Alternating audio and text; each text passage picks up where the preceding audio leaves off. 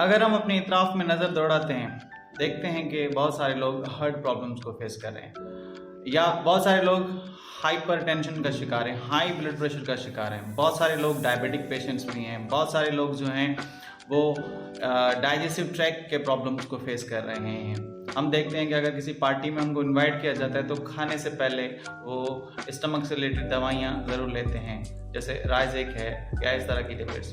तो यहाँ पे सवाल ये पैदा होता है कि ऐसा क्या लाइफ में इंसान की जो हिस्ट्री है, क्या सभी इंसान पिछले पास में भी ऐसा होता हो रहा है, आ रहा है, या ये आजकल की नस्ल से है?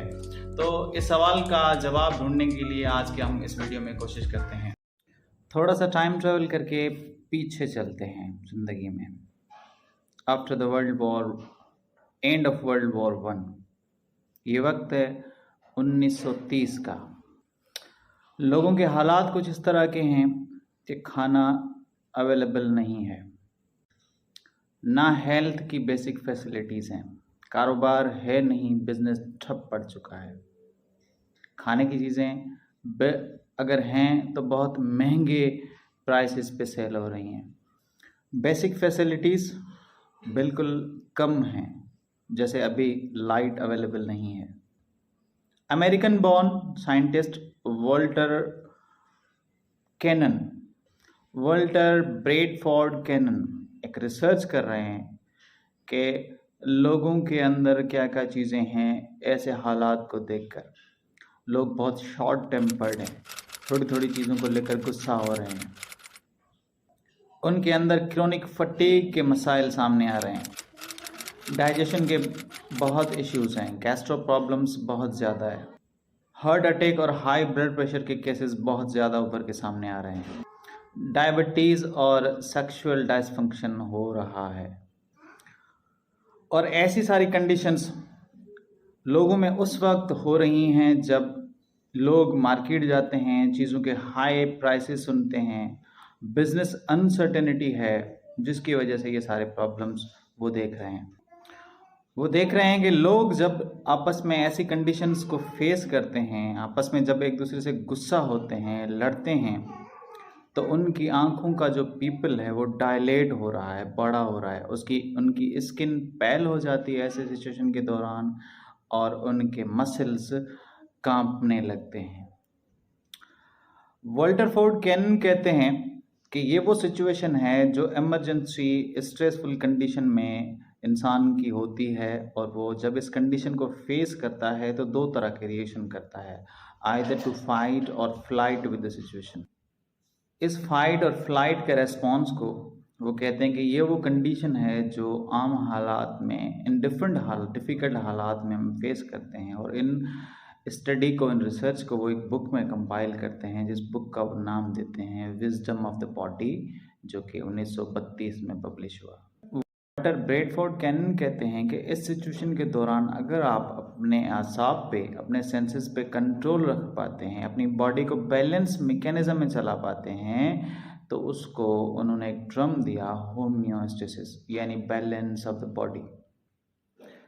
स्ट्रेस का वर्ड सबसे पहले 1937 में सामने आया, जब एक कैनेडियन बॉर्न हंगेरियन साइंटिस्ट हंस सेले कहते हैं कि बॉडी की इस सिचुएशन में, ऐसी सिचुएशन बॉडी के अंदर कुछ क्रिएट हो जाए जिसमें सडन किसी चीज़ को अगर बंदा फील करे तो उसे हम स्ट्रेस कहते हैं। स्ट्रेस पे उनकी बहुत सारी रिसर्च हैं, इसीलिए हंस सेले को फादर ऑफ स्ट्रेस कहा जाता है। तो फाइन कंक्लूजन करते हैं कि ऐसी बॉडी की कंडीशन जिसमें बॉडी के अंदर सडन स्ट्रेस आ जाए, ऐसी कंडीशन आ जाए, ऐसी कुछ चीज़ें फील हों जो बॉडी उनको बर्दाश्त ना कर सके, तो उसको हम स्ट्रेस कहते हैं। और उस स्ट्रेस की कंडीशन के दौरान, टेंशन की कंडीशन के दौरान अगर चीज़ों को हम बैलेंस कर पाते हैं, अपनी बॉडी को बैलेंस चलाते हैं, तो उसे हम होम्योस्टेसिस कहते हैं। वो वापस करिए, यार कहीं भाग तो नहीं गया वो? मेरे को तो लगता है उसके किडनी में हार्ट अटैक हो गया होगा, गिर गया होगा कहीं। अब आइए वापस अपने मौजूदा हालात पे।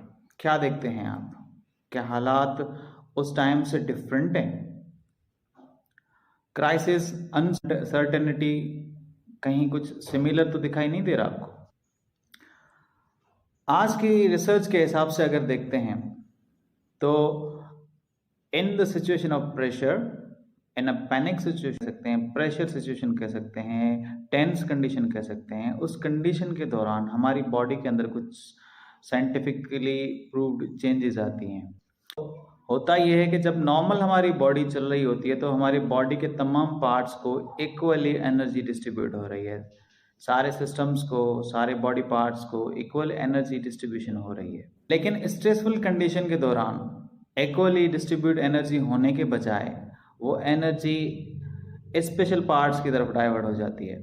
मान लीजिए आप किसी ऐसी जगह पे खड़े हैं जहाँ पे आपका किसी के साथ झगड़ा होने वाला है, तो उस दौरान आप टेंस फील करते हैं, अपने आप को गुस्सा फील करते हैं, हाइपर फील करते हैं, अपने आप को स्ट्रेस की कंडीशन में या पैनिक सिचुएशन में अपने आप को देखते हैं, तो वो एनर्जी जो आपकी बॉडी के अंदर इक्वली डिस्ट्रीब्यूट हो रही थी वो डाइवर्ट हो जाती है। यानी वो कौन से पार्ट हैं? वो है आपकी बैकबोन, वो है आपके मसल्स, ताकि आपकी बैकबोन को इतनी स्ट्रेंथ मिले ताकि आप फाइट कर सकें, या आपके मसल्स को इतनी एनर्जी मिले आप फाइट कर सकें। जो पार्ट्स जिनको एनर्जी अनअवेलेबल हो जाती है उनमें आपका डाइजेस्टिव सिस्टम है, उनमें आपकी स्किन है, उनमें आपका ब्रेन है, ताकि फॉर द टाइम बीइंग आप में सोचने की ताकत ख़त्म हो जाती है। इस सिचुएशन में हमारी हार्ट बीट भी बढ़ जाती है ताकि बॉडी के अंदर मेटाबॉलिज्म ज़्यादा हो, एनर्जी ब्रेकिंग ज़्यादा हो, ताकि इन एरियाज़ को जो कि उस टाइम रिएक्ट करेंगे उनको ज़्यादा से ज़्यादा एनर्जी प्रोवाइड की जा सके ताकि वो उस सिचुएशंस को फेस करें। आप रिलैक्स हो जाते हैं तो आपकी बॉडी नॉर्मली काम करने लगती है। लेकिन अगर हम ऐसी कंडीशंस में कंटिन्यूसली रहेंगे,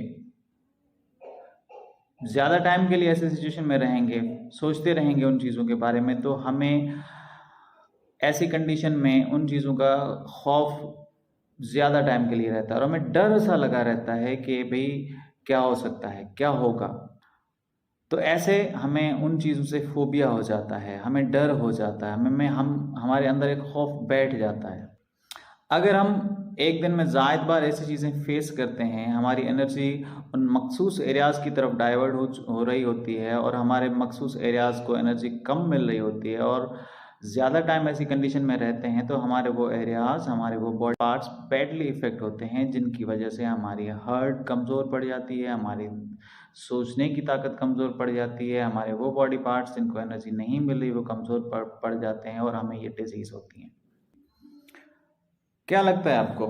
क्या सोचते हैं आप कि क्या आप चाहते हैं कि आपकी बॉडी की एनर्जी सिर्फ मखसूस एरियाज़ की तरफ डाइवर्ट होती रहे और आपके डिफरेंट बॉडी पार्ट्स कमज़ोर पड़ते रहें, आपकी हार्ट कमज़ोर पड़ती रहे, आपका दिल आपका स्टमक, गैस्ट्रोइंटेस्टाइनल ट्रैक्ट कमज़ोर पड़ जाए, आपका ब्लड प्रेशर हाई रहने लगे, या फिर आपकी बॉडी के अंदर शुगर लेवल इम्बैलेंस हो जाए और आप डायबिटीज़ के शिकार हो जाएं, या फिर आप सेक्सुअल डिसफंक्शन के शिकार हो जाएं, आपकी नई नस्ल पैदा करने की ताकत कमज़ोर पड़ जाए? नहीं ना, बिल्कुल नहीं।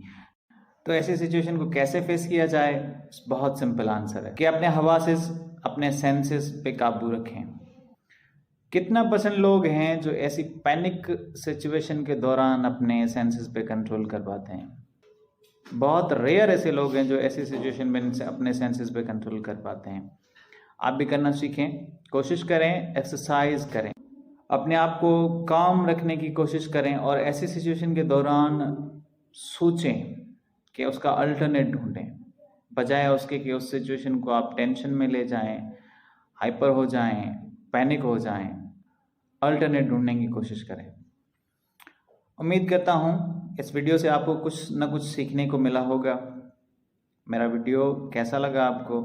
कमेंट करें, लाइक करें और मेरे चैनल को सब्सक्राइब करें। Thank you so much.